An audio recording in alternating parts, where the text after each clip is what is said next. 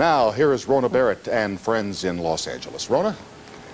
Thanks, Tom. Boy, Klein was really hot. Hot, hot, hot. Hot, hot, hot, and we have three gentlemen who are also very hot. They certainly know how to make us scream. I'd like to introduce you to my guests tonight.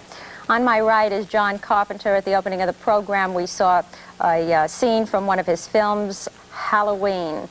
And John also did a film called The Fog, and he recently came back from doing a film called Escape from New York. And in that film, he has a character named George Romero.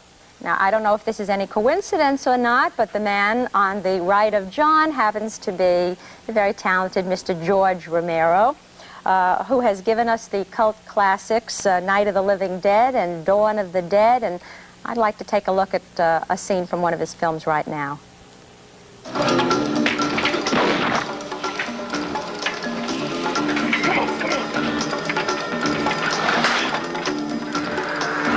Okay, downstairs again, same trick, let's go.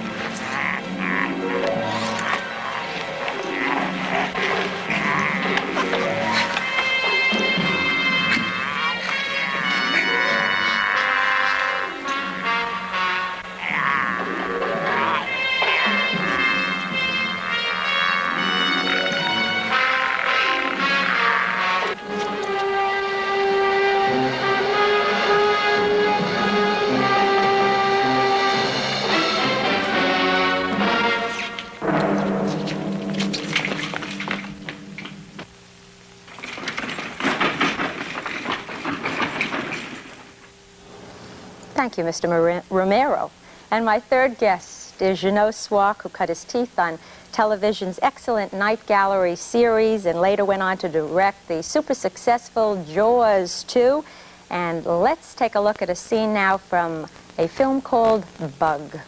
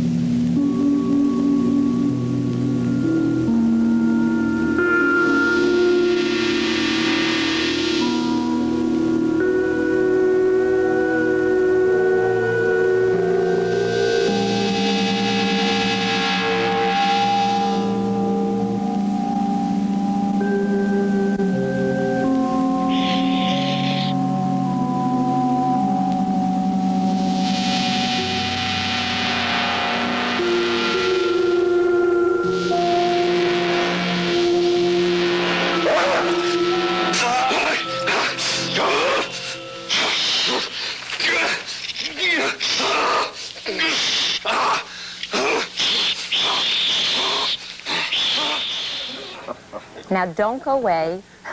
We'll be right back with more of that right after these words.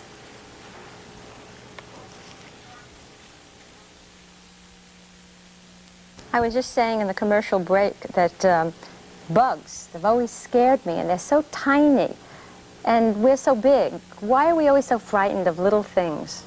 I think we're mostly frightened of the unknown, and that the unknown, also there's a connotation, I think, of sort of dirt and misery and mysterious things.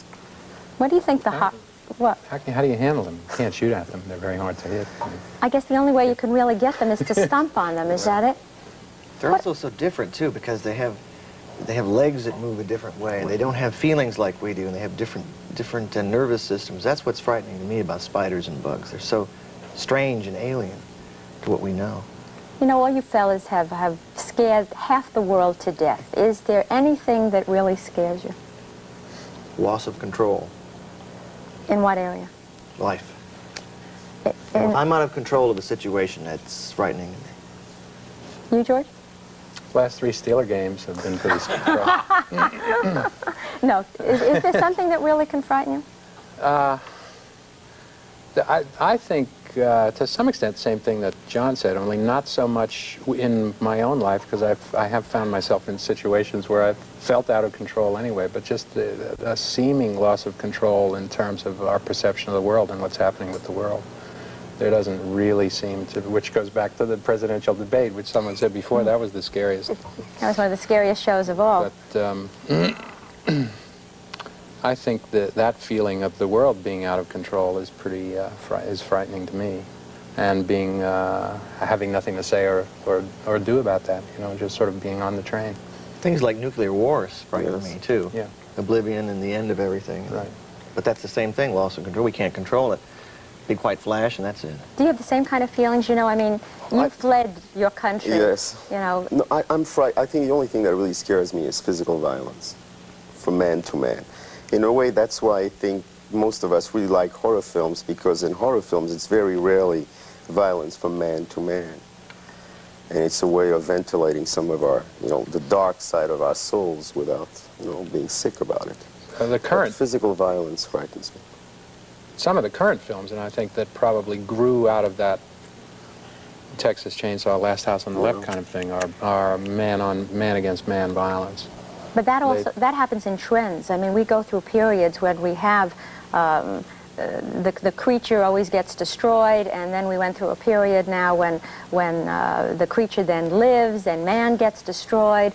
Do you think there's some kind of a correlation between what's really going on out there in the world? I mean, possibly. I think there's a big difference between the Tony Perkins character in Psycho, or even the boogeyman in John's Halloween, and something like Last House on the Left, where I think the point that we're supposed to come away with is that that's in the nature of man, and that man is basically a blackened soul, or has a blackened soul, and this will happen. Whereas the boogeyman in Halloween and the character in Psycho and other, you know, we were talking before about the 50s films. The Thing. The Thing, them. Very different attitude. I mean, it's something to be purged and expurgated rather than...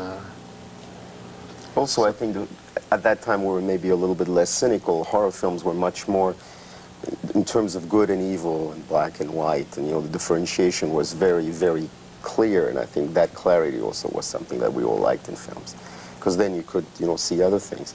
But now I think it's not so clear. Yeah, it always dealt with the restoration of order. it's not so clear, but we have so many films, so many horror films out there. I think there are 20 right now out in the marketplace. Why do you think they're so popular now? Why now? I mean, they've always had their place, but why now? Come on, John. I don't know. It may have something to do with the state of the world or the state of real life. I know that horror films came out of Germany originally, I think, and they came out of a post-war depressive period. And it seems like that's kind of what's going on now here. I think people maybe are looking for, as George says, a sort of a shared experience or a shared involvement in something on the screen. Some sort of an emotion that comes out of the screen. I think that's why people like them, because they can go and be frightened, almost be tested. Can I stand what I'm about to see? Am I going to be scared? And then it releases anxiety. If you scream and then you'll laugh afterwards, some of your tension's gone. And it's safe also, I think. Safe. True. Well, I mean, deep down you know that no matter how scared you get, you're still in the seat, you know, in the middle of the theater. So it's a high experience or high emotion by proxy in a way. It's only a movie. It's only a movie, Yeah, it's right? only- But that's it's true of it's all escapism. movie experiences. It's That's true escapism. of I a good remember- cry in a movie or a laugh in a movie. I remember a couple of years ago, I had an interview with Hitchcock, and he said something. I asked him, why do you think people really like to be frightened? And he told me the story about, take a little baby. He says, there isn't a parent in the world when you have a little child, you don't throw them up in the air, and you can see the child scream and turn white, and then it lands in your arms, and it feels this protection, whether it's the mother or the father, and there usually comes loves and kisses and hugs, and so there is a relationship. People like to be frightened or scared because they then feel secure. What do you think? Yes, I it's agree. true. That's it? Also, it's fun. Fun? Well, I think so. It's a peak experience. It's like riding a roller coaster or going in a laugh in the dark. It's the psychological, I think, equivalent of a roller coaster. Look, all of you have made horror films. There has to be a formula. or isn't there a formula? George?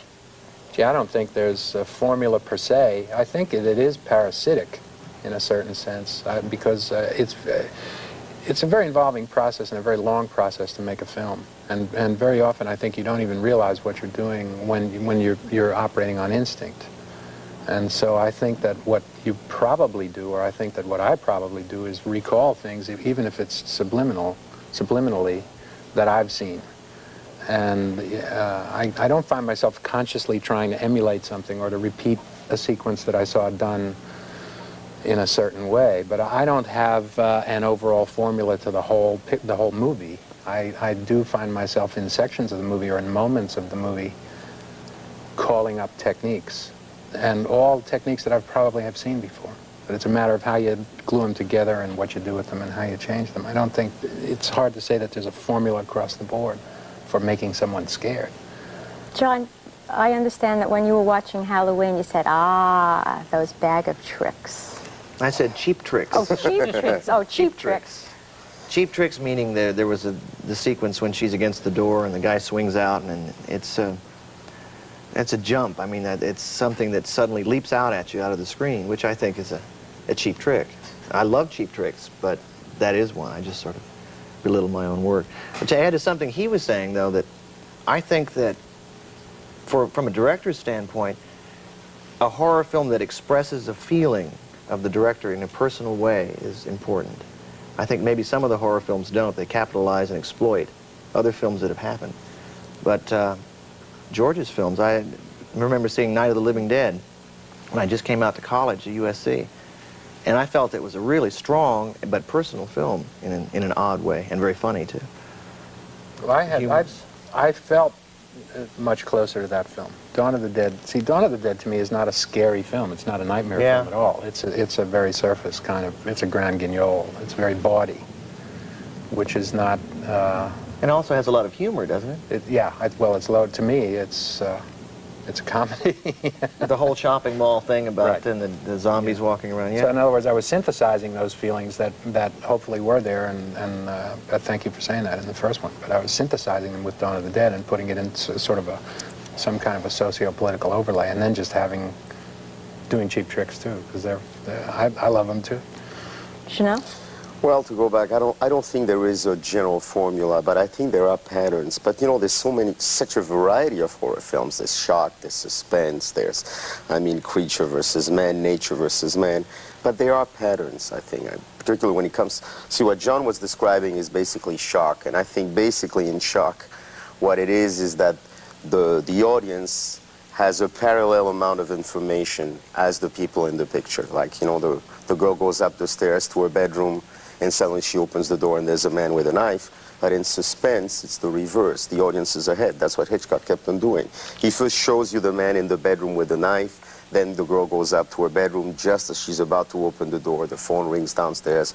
She's got to go downstairs. She comes back, then the cat meows. That's suspense. So in that term, there are some general patterns. But I think there's no formula. Suspense in Halloween.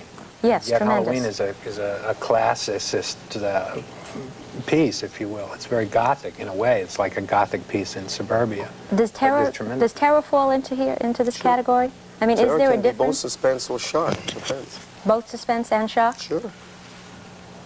I think Dr. Phibes, you know, which is a very bizarre film. The end has the most bizarre suspense scene I think ever in the history of films. It's The Operation? The Operation. Vincent Price is taking revenge because the woman he loved was killed during an operation. So he kidnaps the son of the surgeon, puts him on this table, plants in his head the key. He's in manacles, and there's a little bottle with acid on top of the child. And it'll take 9 minutes for the acid to hit his face. And the father has 9 minutes to operate the child, take out the key, and open the handcuffs. And that was really a mixture of both. I mean, it was as horrible as you could get, but it was suspense, because you were waiting for something. Hold all the thoughts, the good ones, the bad ones, and whatever. We'll be back right after these messages.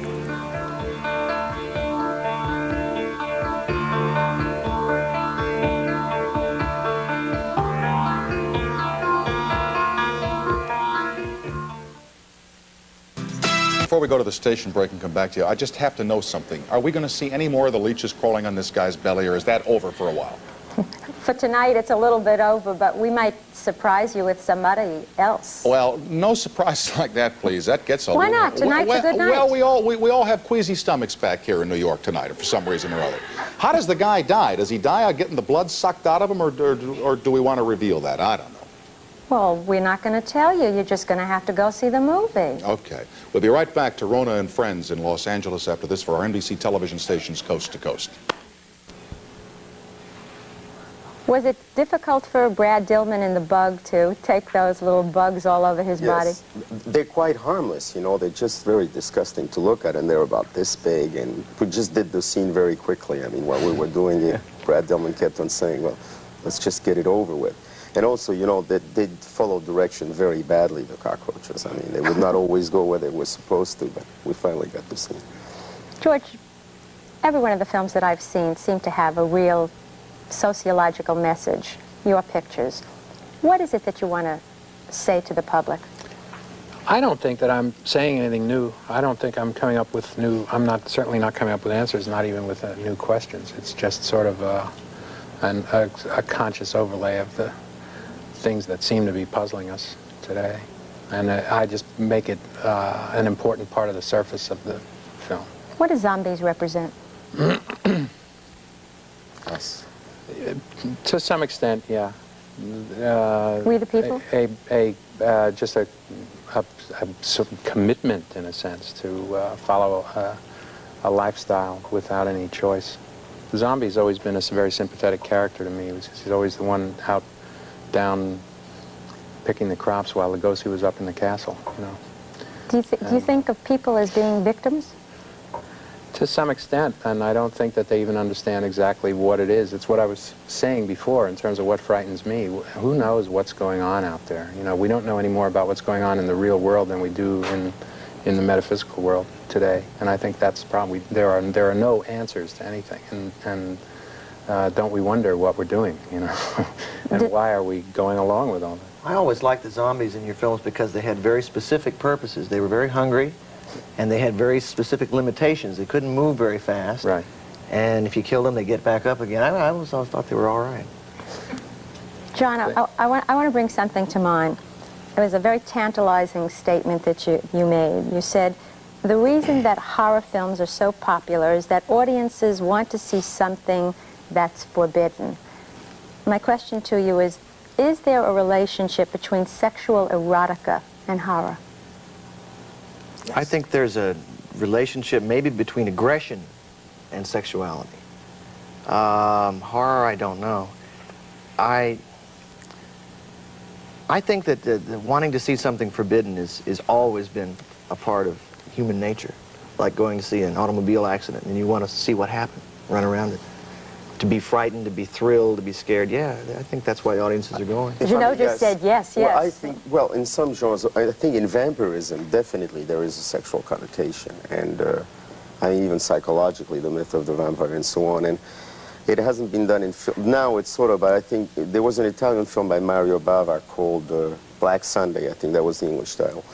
And it was, in it, the vampires were beautiful women, a beautiful woman in particular. I think it was the first film that used vampires that way, and it was very erotic.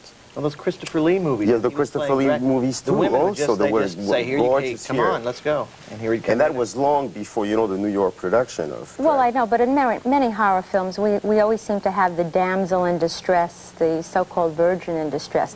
I mean, there must be something to it. No? Well, you know, some people think that also horror films, in a way, are sort of projection of our psychology and deity and all that, but I don't know if that's true. Also, there hasn't been a demoiselle in distress for quite a long time, I think, in horror films. Yeah. What about the gore in your films, especially yours? Are you afraid that... Yes, George, what about that? George, what about the gore? I think Tom Savini does a sensational job. Are you afraid you're desensitizing an audience? No, I believe that to some extent the audience has already been desensitized. Well, I don't like to use that word because I think that, I said a little earlier that I think that audiences perceive, particularly horror films, particularly some of the new wave horror films, as something akin to rock. music.